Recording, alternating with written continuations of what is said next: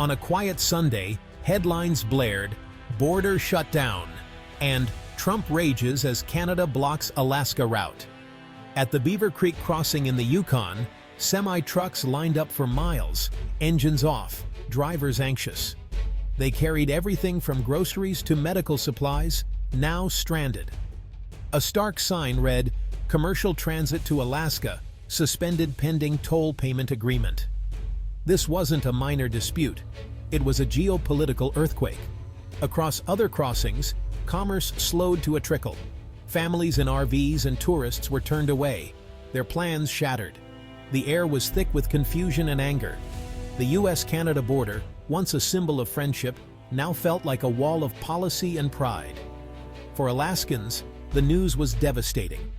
The Alaska Highway is their lifeline. Without it, the state is an island. Store shelves could empty in weeks, costs would skyrocket, and projects would halt. The shock rippled from Fairbanks to the Kenai Peninsula. How did it come to this? The roots ran deep. Trade disputes, eroding trust, and political posturing. What was once unthinkable, Canada using its geography as leverage, was now reality. The world watched as two inseparable partners teetered on the edge of a diplomatic and economic war. To grasp the shock, you need to understand the Alaska Highway, a monument to shared history.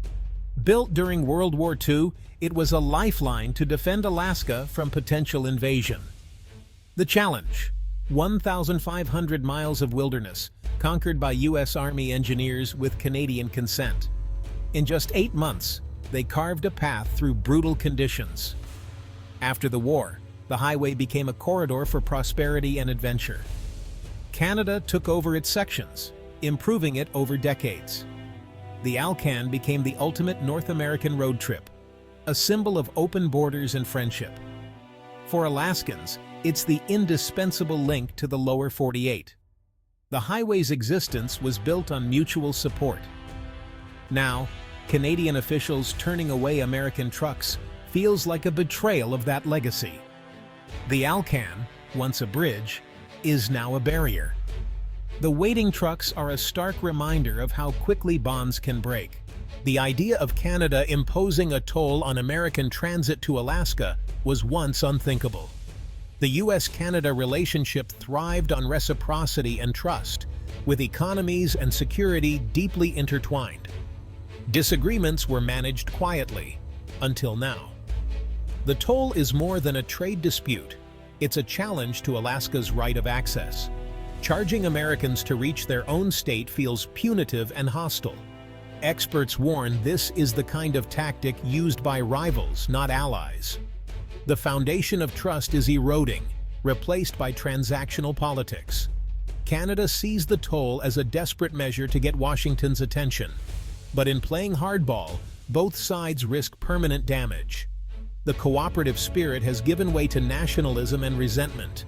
The unthinkable has happened, and the consequences are just beginning. The red line has been crossed. This crisis didn't appear overnight. It began with a shift in U.S. trade policy under Trump.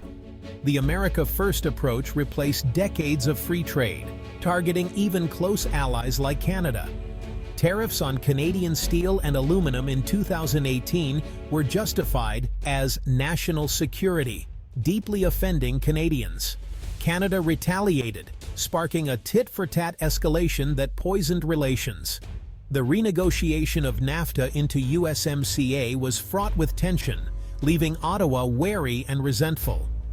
Quiet diplomacy was replaced by open confrontation. Canadian public opinion shifted, demanding a tougher stance. The seeds of discord planted during these trade wars took root. Old assumptions of friendship gave way to leverage and national interest.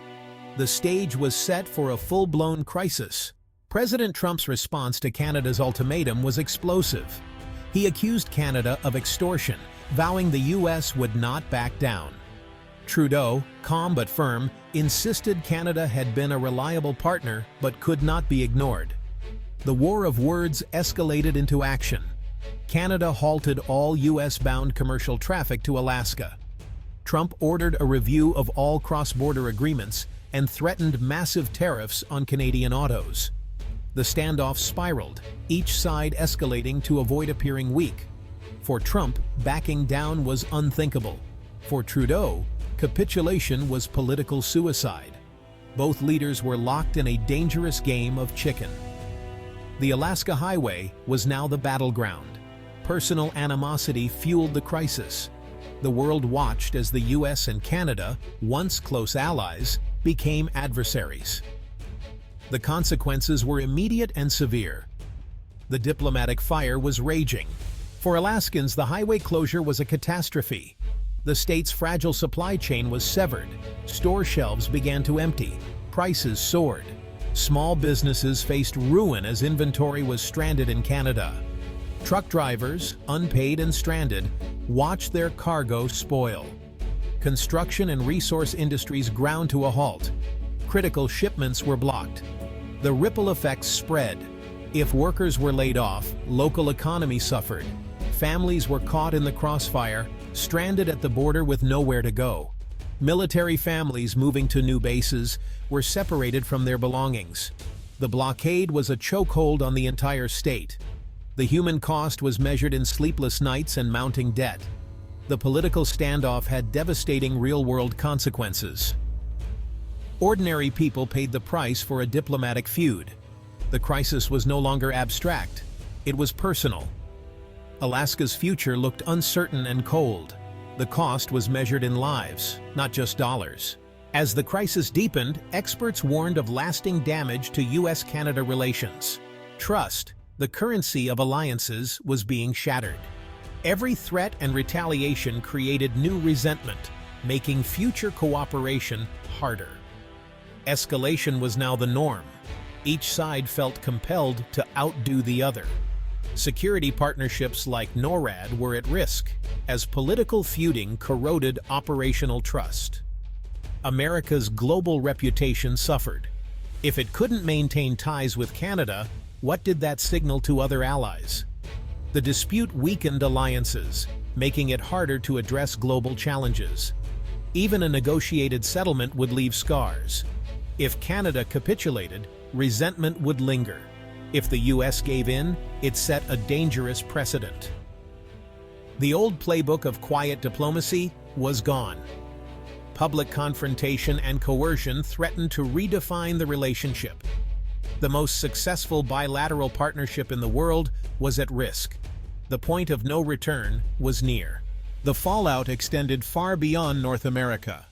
Geopolitical rivals like Russia and China watched, eager to exploit the rift. A divided North America was weaker, less able to project unity. Russian and Chinese media amplified the conflict, undermining the Western alliance. The U.S. and Canada, distracted by internal squabbles, struggled to address global threats. Economic disruption rippled through global markets, raising costs and uncertainty.